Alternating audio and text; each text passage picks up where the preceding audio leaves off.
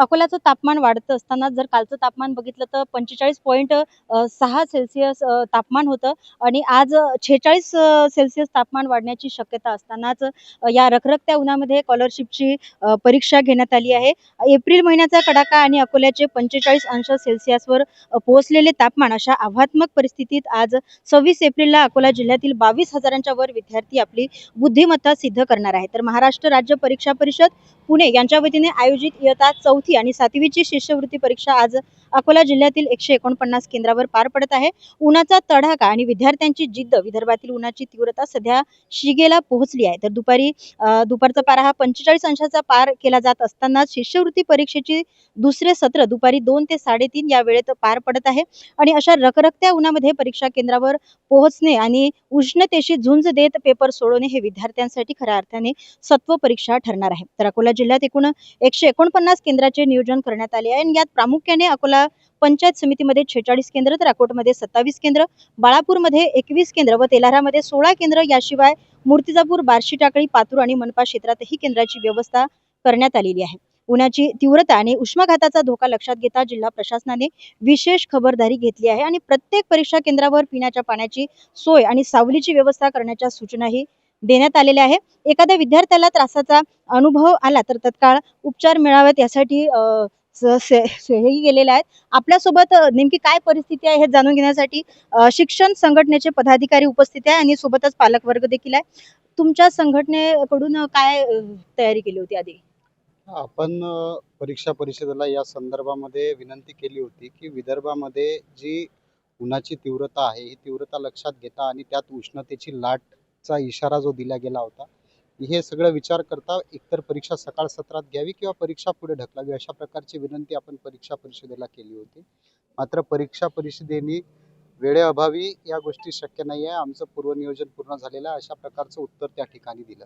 तर आजची काय परिस्थिती आहे? आज जिल्हा प्रशासनाच्या वतीने जिल्हा प्रशासनाने पूर्ण चांगली उत्तम व्यवस्था करण्याचा प्रयत्न केलेला आहे. मात्र ज्या ठिकाणी नैसर्गिक जी परिस्थिती आहे, उन्हाची जी तीव्रता आहे, ही कोणीही कमी करू शकत नाही. त्यामुळे विद्यार्थ्यांना परीक्षा देत असताना परीक्षा परिषदेच्या चुकीच्या नियोजनामुळे विद्यार्थ्यांना परीक्षा देताना या ठिकाणी त्रास होत आहे असं आपल्याला या ठिकाणी दिसत आहे.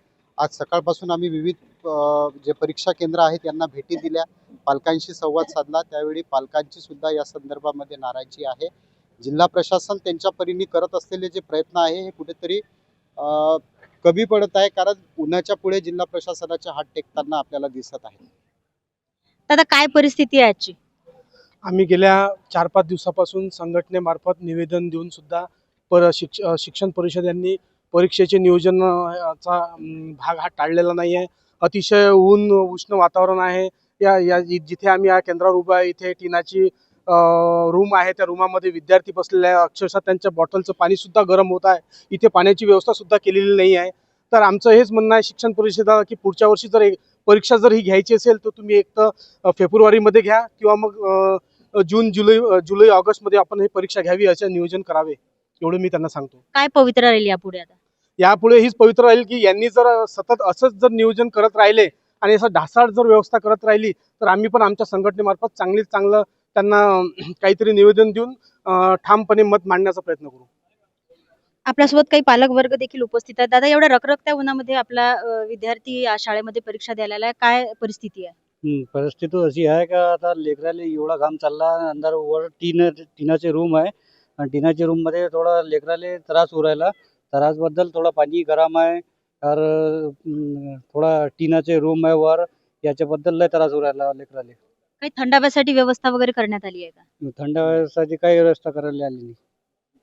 आपल्यासोबत अजूनही पालक वर्ग उपस्थित आहेत. दादा, काय परिस्थिती आहे आजची?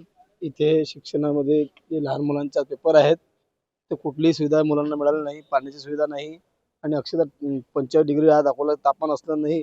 आम्ही पालकाच्या वतीने शासनाने कुठल्याच दखल घेतली नाही. आम्ही शासनाचा तीव्र निषेध करतो.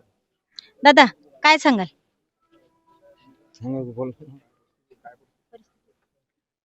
आता परिस्थिती तर काही नाही, तर पाण्याची व्यवस्था नाही आहे ना. बाहेर गावून विद्यार्थी आलेले आहेत. उन्हीचा हा टाइम बदलायचा असा आमचा विचार आहे. ते शिक्षक आहेत ते बोलून.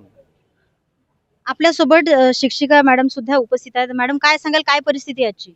आज इतकी परिस्थिती कठीण आहे विद्यार्थ्यांची, पालकांची आणि त्यांच्यासोबत असलेल्या टीचरची पण. काही व्यवस्था पाण्याची नाही आहे. पाणी गरम होऊन राहिलं अक्षरशः. आणि अकोला जिल्ह्याचं तापमान सर्वाधिक एप्रिल आणि मे महिन्यात जास्त असते. तर आमची शासनाला अशी विनंती आहे की त्यांनी ही परीक्षा फेब्रुवारी महिन्यात घेतली तरी चालेल किंवा जुलै ऑगस्ट मध्ये घ्यावी. तुमच्या या शाळेमध्ये विद्यार्थी आहे की तुम्ही कुठल्या सेंटरवर आमचे आहे? विद्यार्थी आहे या शाळेमध्ये. मी शिक्षिका आहे. एकीकडे प्रशासनाने शाळेची वेळ ही विद्यार्थ्यांसाठी 11 वाजेपर्यंतच केलेली आहे, कारण की अकोल्याचं तापमान जर बघितलं तर 46 पूर्णांक एवढं गाठण्याची आजची शक्यता आहे. आणि अशातच या रखरखत्या उन्हामध्ये हे शिष्यवृत्तीची परीक्षा घेण्यात आली. यामुळे विद्यार्थ्याच्या आरोग्याशी खेळ खेळल्याचा प्रकार कुठेतरी अकोल्यामध्ये दिसून येत आहे. अकोल्याहून प्रियंका जाधव, नवराष्ट्रसाठी.